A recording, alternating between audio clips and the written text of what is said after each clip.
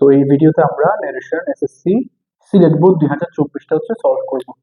তো যে কথাটা সবসময় আগে বলি সেটা এখনো বলছি, আগে প্রশ্নটা আমাদেরকে পড়ে নিতে হবে, ঠিক আছে? তোমরা পজ করে একবার পুরো প্রশ্নটা পড়ে নাও। দেখো কি বলছে এখানে। এখানে কথোপকথন হচ্ছে, দেখো টিচারের সাথে শাফিনের, ঠিক আছে? শাফিন হচ্ছে student. The teacher said to Shafin, অর্থাৎ টিচার শাফিনকে বলছে, why are you talking in the class, তুমি কেন ক্লাসে কথা বলছো, ঠিক আছে? You should behave yourself. তাহলে এখান থেকে এতটুকু পর্যন্ত, আমি দুঃখিত এটা দিতে ভুলে গেছি। তাহলে দেখো ইনভার্টেড কমা এখান থেকে শুরু হয়ে এখানে শেষ, তাহলে এই পুরোটা হচ্ছে তোমার টিচারের বক্তব্য। তাহলে দেখো প্রথমে টিচার প্রশ্ন করেছে, মানে ইন্টারোগেটিভ সেন্টেন্স, এই জিনিসটা হচ্ছে তোমার ইন্টারোগেটিভ সেন্টেন্স। তাহলে সেইটা হয়ে যাবে আস্কড, ঠিক তাই না? The teacher asked Shafin, asked এর পরে কিন্তু টু হবে না, ঠিক আছে? আস্কড টু শাফিন হবে না, আস্কড শাফিন হবে।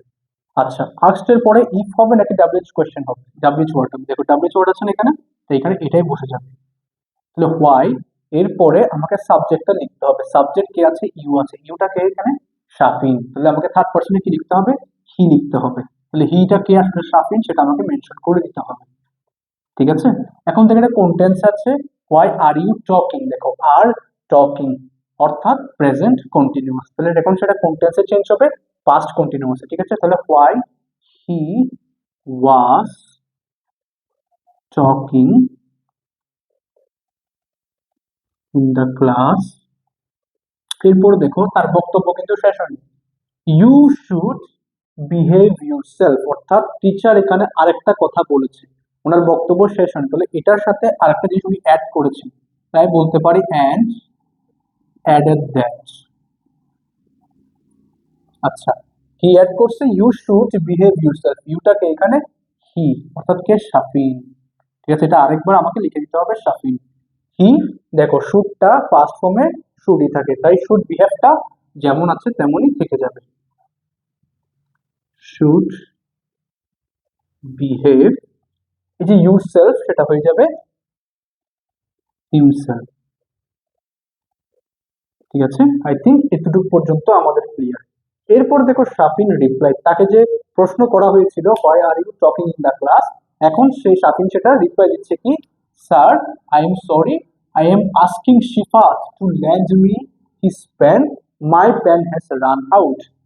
তো এখান থেকে শুরু করি, এখানে পুরোটাই হচ্ছে এখন কার? শাফিনের হচ্ছে বক্তব্য। তাহলে শাফিন রিপ্লাই দিল। এখন শাফিন যে রিপ্লাই দিল সেটা দেখো স্যার ডাকলো, মানে স্যার বলে অ্যাড্রেস করবে।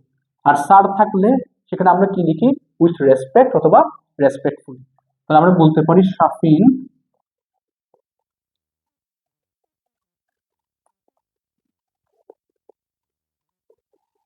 রেসপেক্টফুলি রিপ্লাইড দ্যাট, অর্থাৎ স্যারের জন্য হচ্ছে কি আসছে? রেসপেক্টফুলি আসছে। তো স্যার কথাটা আর এখানে উল্লেখ করার দরকার নেই। আই এম সরিটা হবে he was sorry, হিটাকে Shafin. M বিভার, এটা ওয়াশ হয়ে যাবে, সরিটা সরি, ঠিক আছে? এটা এটা চেঞ্জ হবে না। Okay, reply that he was sorry.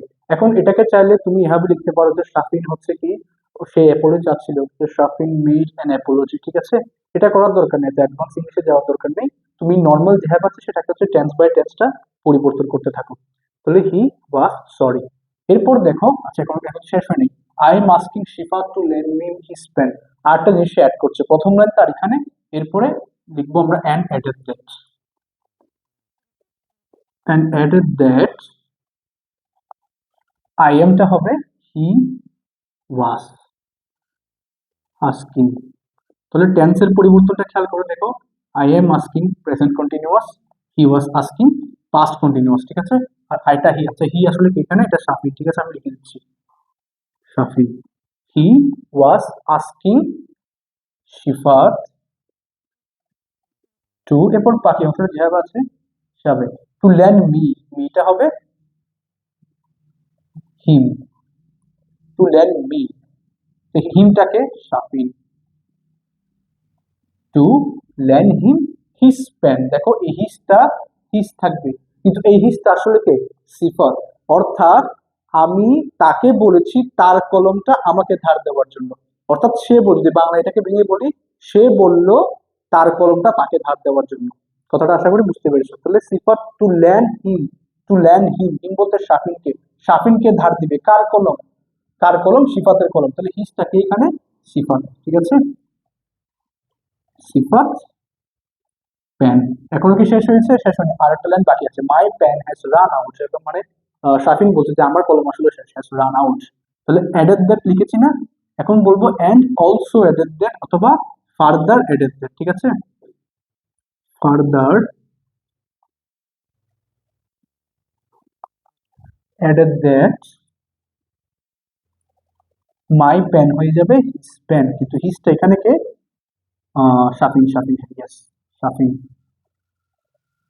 His pen has run out, has run, দেখো এটা কিন্তু V3, ঠিক আছে, হ্যাভ বা হ্যাজ এর পর এটা V3, এটা প্রেজেন্ট পারফেক্ট, চেঞ্জ হবে পাস্ট পারফেক্ট, তাহলে হ্যাজ রানটা হবে had run. Okay, run V1, আবার রানের V3ও কিন্তু রান, ঠিক আছে, run red run. Okay, had run out. তো এটা ছিল পুরো বোর্ড বোর্ড কোশ্চেনটা। তো আই থিঙ্ক ইটস ক্লিয়ার।